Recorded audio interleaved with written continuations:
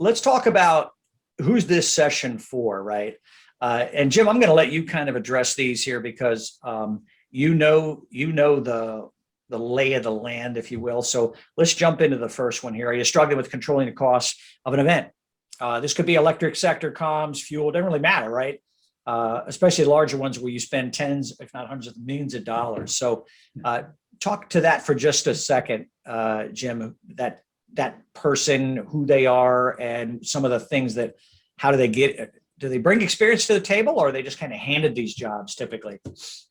And that's a good question, because no one is really on their own when they're working these. You have to have a solid team. And I know probably in the 80s, maybe early 90s, when you had someone retire, you didn't have the ability to have that succession planning and that opportunity to bring somebody in and train them for 6 months or whatever. But the people who are struggling with this first bullet really are going to be those who are responsible for making sure that all the invoices are going to be paid, that they've properly provided estimates of the expense. When you're looking at a utility, it could be the end of the quarter and you have to report your quarterly earnings, and you have an event that's going through and you have to figure out, is this going to impact my earnings? If it reaches a certain amount of money, am I going to be able to then look for potentially rate relief? Or if I'm an investor owned, will I be able to get FEMA reimbursement from the disaster fund? And again, you have to look at, was that the individual county, was it under an emergency declaration, etc. But the ones who are struggling with the costs really are the ones who have to process all the invoices, make the payments, and then they have to justify to their finance group or to their board, how'd you spend all that money? How'd you spend that tens, if not hundreds of millions of dollars? And how are we going to survive or get that money back? Right.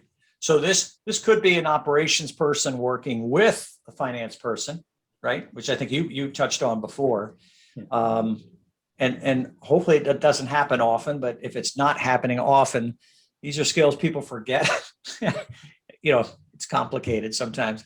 The second one I thought was, do you find yourself spending weeks gathering and verifying documentation to seek reimbursement or support a rate increase? So talk about that for me. You just mentioned somebody that couldn't meet with you for 2 weeks because of that. So talk to this for just a minute about verifying documentation for either reimbursement. Can you get into the reimbursement from who for what, and support for a rate increase, from who for what?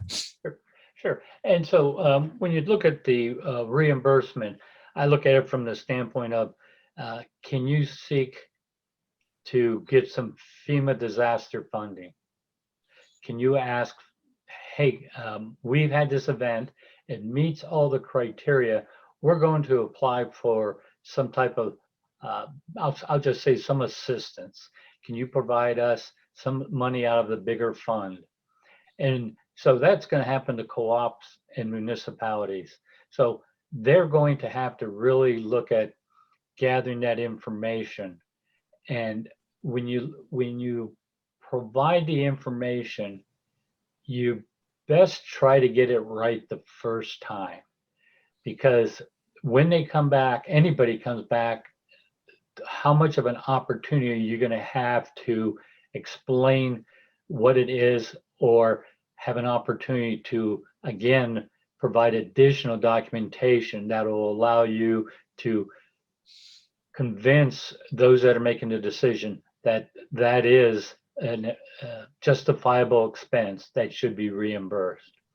The same thing goes for a rate increase. You look at the rate increase and you say, I'm going to provide you the cost of this event. This is above and beyond my normal expenses. Because it's above and beyond my normal expenses, I would like to have the ability to add to the customer's monthly bill a rider or a rate increase that will provide funding for a specific amount of time that will help me recoup a portion of my investments. You're going to put in material that's going to be classified as capital. And so if you're putting material in, if you're taking out a pole that broke that was 20 years old and you're putting in a brand new pole, it's going to change your overall rate base. It's going to change your capital investment. That money is handled through a separate process. But when you're having your maintenance expense and all the expenses that are associated with trying to get everybody safely and efficiently back with power, the communities, the customers, etc., that money that's being spent, can I get that all back? Have I done my due diligence? An example is in the investor owned.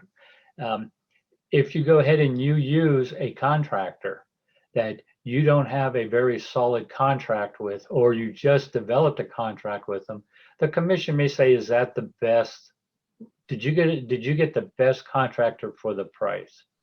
On the co-ops and municipality, the same thing. You're using a contractor you have a contract with. Was it sole sourced? How did you get that? Did you follow the processes to vet that person? And if you did not, they can say, well, we believe that cost is too high. So really it's the same gathering of information. Right. Some maybe just wants, some places maybe just want a little more. It depends on what state you're in, where you're going with it. Right.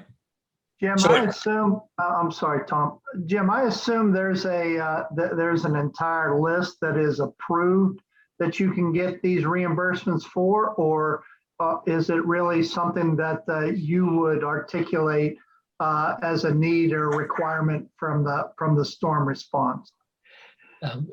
Well, when I think of list, I think of a very detailed, being an engineer, of all the components that make up the pie, the salt, the pepper. It's really more of a guideline. You can be reimbursed for expenses that occurred to your organization that involved doing these types of activities. So unless I'm mistaken, it's more of a guideline on what you can apply for, and then the people who are reviewing it are going to dig into the detail. Right. The storms are so different, and we're changing the way we respond to storms, that we're getting better and better every year.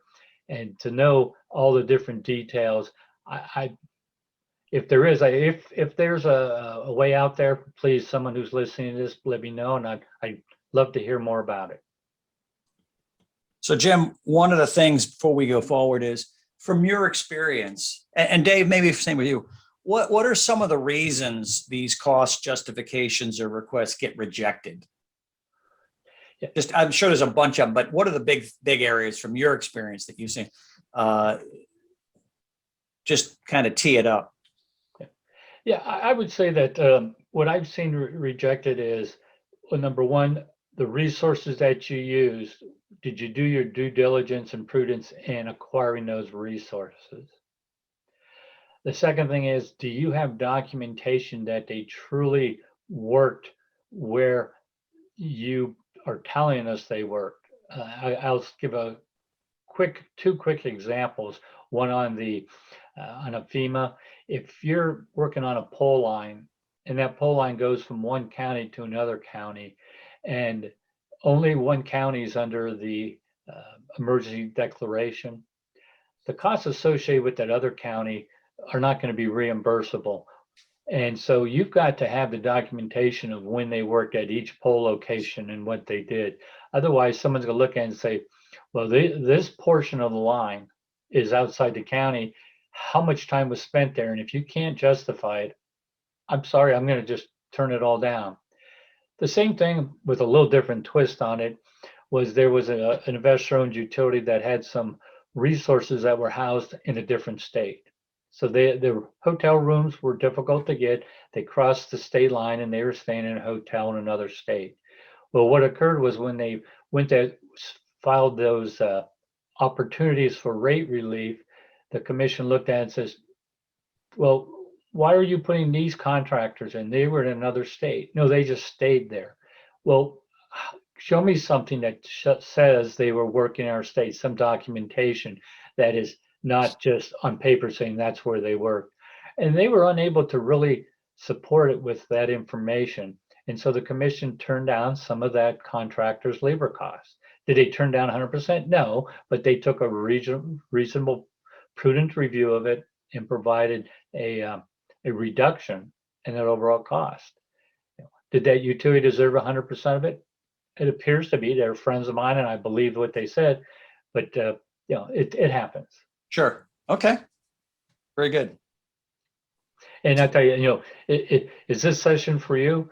Well, if you've ever been stuck, and I shouldn't say stuck, maybe been given the assignment to make sure that all the documentation is in line and everything is correct, this will get you thinking. We could spend hours on individual things like rosters and so on, but knowing where some of the gaps are, where you should focus on, can help you. And nobody has the perfect process. I never had it. I talked to people who never had it. We all work, and the great thing about utilities, we share information because we're not competing. And what we say, or at least I've said with my friends, is, if it happened to you and your neighbor, I may get penalized if you're penalized, because they're going to look at not financially, but maybe through some type of regulation. Everybody needs to do hardening, maybe because one operating company or one utility was a little behind on the hardening, and all of a sudden now the standards are improved and it impacts everyone.